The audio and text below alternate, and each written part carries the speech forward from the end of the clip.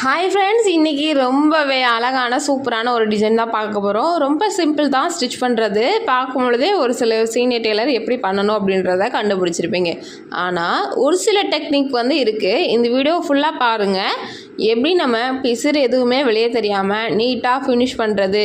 இப்போ நான் இதில் லேஸ் வச்சுருக்கிறேன். அந்த லேஸுக்கு பதிலாக நீங்கள் வேறு கிராஸ் பீஸ் கூட வச்சுக்கலாம், சரியா? அப்படி இல்லைன்னா நீங்கள் அது வைக்காட்டாலுமே அந்த டிசைன் அழகாக தான் இருக்கும். இப்போது நெக்கை இந்த மாதிரி ஒரு ஷேப்பில் கட் பண்ணியிருக்கிறேன். ரவுண்டாக கட் பண்ணிவிட்டு அதில் கீழே லைட்டாக ஒரு வெத்தலை நெக் வரும் இல்லையா, அதே மாதிரி கட் பண்ணி எடுத்துட்டேன். இந்த டிசைனுக்கு கிராஸ் பீஸ் தேவை.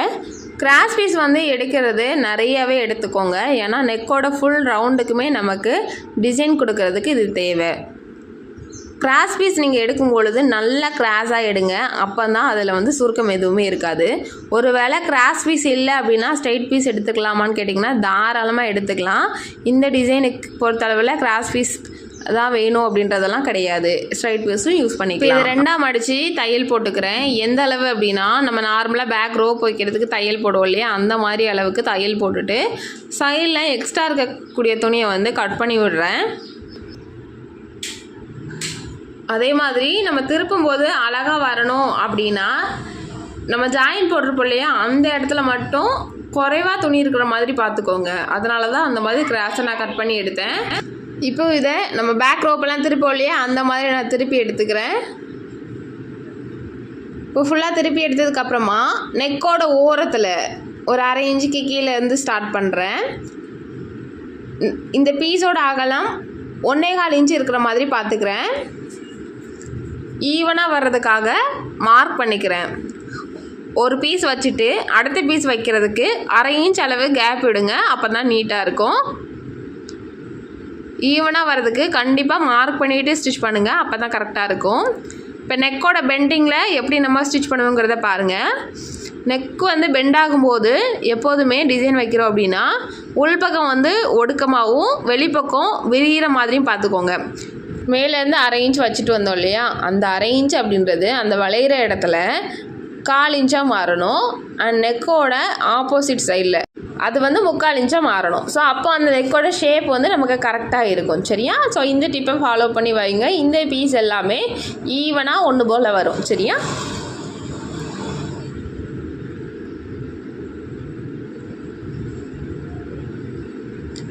சில டிசைன்ஸ் பார்க்குறதுக்கு ரொம்பவே ஈஸியாக இருக்கிற மாதிரி தான் தெரியும். ஆனால் ரொம்ப பர்ஃபெக்ஷனாக பண்ணுற மாதிரி இருக்கும். அதில் இந்த டிசைன் ஒன்று. இதில் நிறைய மிஸ்டேக்ஸ் வரும். ஏன் அப்படின்னு பார்த்தீங்கன்னா, கிராஸ் பீஸ் நம்ம அடிக்கும் பொழுது எல்லா இடத்துலையும் ஒன்று போல் அடிக்கணும். அப்படி இல்லைன்னா என்ன ஆகும், ஒரு பீஸ் குண்டாகவும் ஒரு பீஸ் ஒல்லியாகவும் தெரியும், சரியா? அண்ட் ரெண்டாவது டிப் என்ன அப்படின்னு பார்த்தீங்கன்னா, இந்த பீஸ் எல்லாமே ஒரே அளவாக இருக்கணும். 1.5 இன்ச்சுனா அதே 1.5 இன்ச்சு தான் இருக்கணும். 1.25 இன்ச்சுனா அதே 1.25 இன்ச்சு உயரத்துக்கு தான் கட் பண்ணி எடுக்கணும், சரியா? அதுக்கப்புறமா மூணாவது என்னென்னா, அந்த நெக்கோட வளைவில் சொல்லி கொடுத்த இல்லையா, அந்த 1/4 இன்ச்சு மட்டும் அந்த வளைவு இடங்களில் கேப் விட்டு வைங்க. மற்ற இடங்கள்லாம் அரை இன்ச் வச்சுருப்போம். ஆனால் அந்த இடத்துல 1/4 இன்ச்சு வச்சுட்டு ஆப்போசிட் சைடில் பார்த்தீங்கன்னா 3/4 இன்ச்சு வைக்கணும். ஸோ இதெல்லாம் ஃபாலோ பண்ணிங்கன்னா இந்த பீஸ் இழுக்கலாம் ஒரே சைஸுக்காக இருக்கும் பார்க்கும் பொழுது. அப்படி இல்லைன்னா ஷேப் டிஃப்ரெண்ட்டாக நமக்கு வந்துடும், சரியா? ஸோ அவ்வளோதான். இப்போது இதை வச்சு நம்ம ஸ்டிச் பண்ணிட்டோம். நம்ம ரோப் வச்சு ஸ்டிச் பண்ணியிருக்கோம் இல்லையா, கிளாத் வச்சு. அதுக்கு பதிலாக பேக் ரோப்புக்கு நம்ம ரெடிமேடாக கிடைக்கும் இல்லையா, அதை வச்சு கூட இந்த இடத்துல ஸ்டிச் பண்ணிக்கலாம். இதெல்லாம் கொஞ்சம் ஈவனாக கட் பண்ணி எடுத்துக்கிறேன். இப்போ இந்த இடத்துல மெயின் ஃபேப்ரிக் மேலே படாமல் மற்ற இடங்களில் நம்ம இருக்கிற மாதிரி கட் பண்ணி எடுத்துக்கலாம்.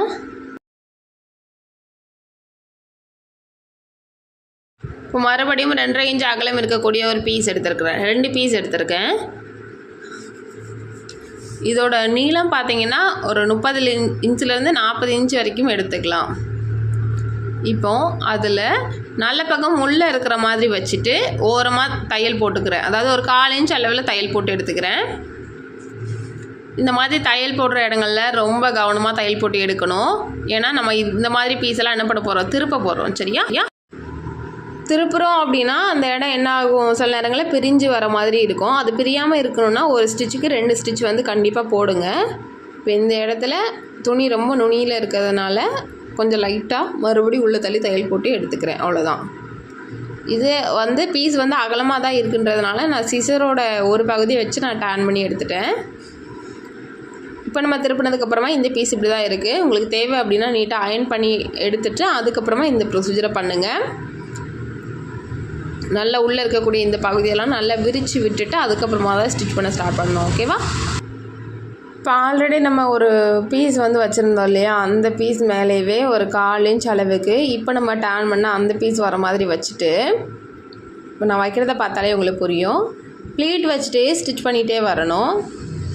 ப்ளீட்டோட அளவு 1/2 இன்ச் அளவில் ஒரே அளவாக இருக்கணும். சரியா? இந்த மாதிரி டிசைன்ஸ்க்கு ப்ளீட்டோட அளவு ஒரு போல் இருக்கணும், கேப்பு ஒரே போல் இருக்கணும்.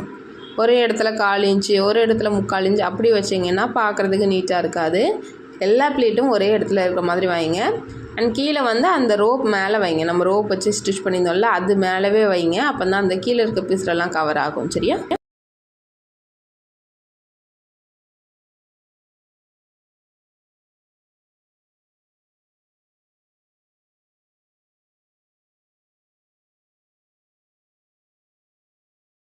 சென்டரில் நம்ம அந்த டேனிங்கை வந்து திருப்பி கொண்டு வர்றது ஈஸி தான்.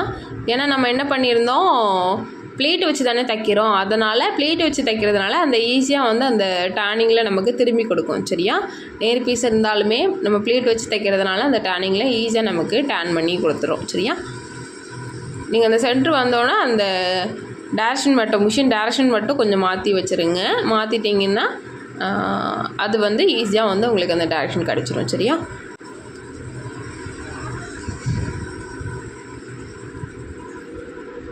அதுக்கப்புறமா லேஸ் வச்சு அட்டாச் பண்ண போகிறேன். இந்த இடத்துல லேஸ் வைக்கணும் அப்படின்னு கம்பல்சரி கிடையாது.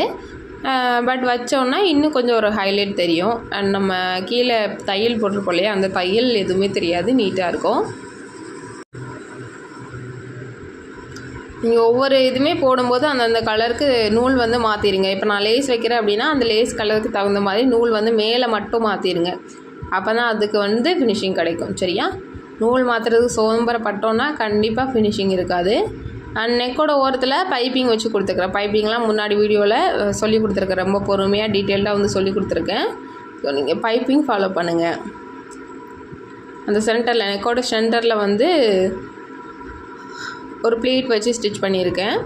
அந்த ப்ளீட் பக்கத்தில் மட்டும் லைட்டாக கொஞ்சம் நாச்சு கொடுத்துக்கிறேன். இப்போ தையல் வந்து நம்ம இப்போ எக்ஸ்ட்ரா பீஸ் கொடுத்தோம் இல்லையா, அந்த பீஸ் மேலவே வந்து விழுற மாதிரி பார்த்துக்கோங்க. நூல் வந்து அந்த கலர் தான் போடுற மாதிரி பார்த்துருக்கேன். ஏன்னா ரொம்ப கீழே தள்ளி இறங்கினாலும் அந்த க்ரீன் கலர் பீஸ் மேலே தையல் ஏறிடும். ஸோ அது பார்க்க ஃபினிஷிங்காக இருக்காது. சரியா?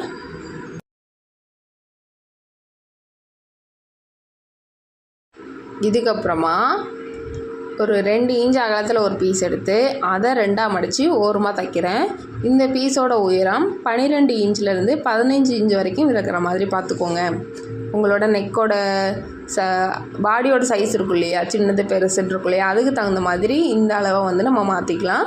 12லேருந்து 15 இன்ச் வரைக்கும் இருக்கலாம். இப்போ அதையுமே டேன் பண்ணி வெளியே கொண்டு வந்துக்கிறேன்.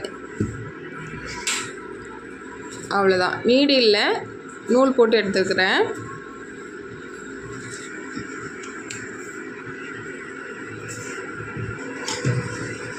அதை தையல் வந்திருக்கக்கூடிய அந்த ஓரத்தில் வச்சு இந்த மாதிரி நீடில் வச்சு குத்தி குத்தி எடுத்துக்கலாம்.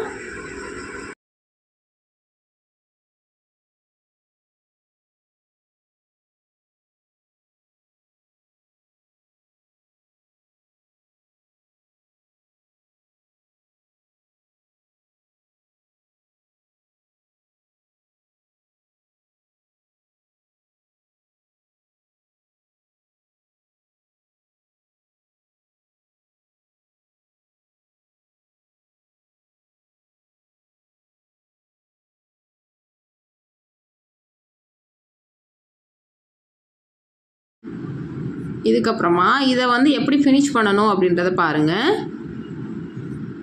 இப்போ ஒன்று மேலே ஒன்று இந்த மாதிரி வச்சுக்கிறேன். சரியா? ஒன்று மேலே ஒன்று இந்த மாதிரி வச்சுட்டு அந்த 2ஐயும் மிஷின்லேயும் தைக்கலாம். அப்படி இல்லைன்னா இந்த மாதிரி நீடிலையும் வந்து ஸ்டிச் பண்ணி விட்டுடலாம். அதாவது பிசு 2ம் கீழ்ப்பக்கம் போகிற மாதிரி நம்ம என்ன பண்ண போகிறோம், ஸ்டிச் பண்ண போகிறோம். சரியா?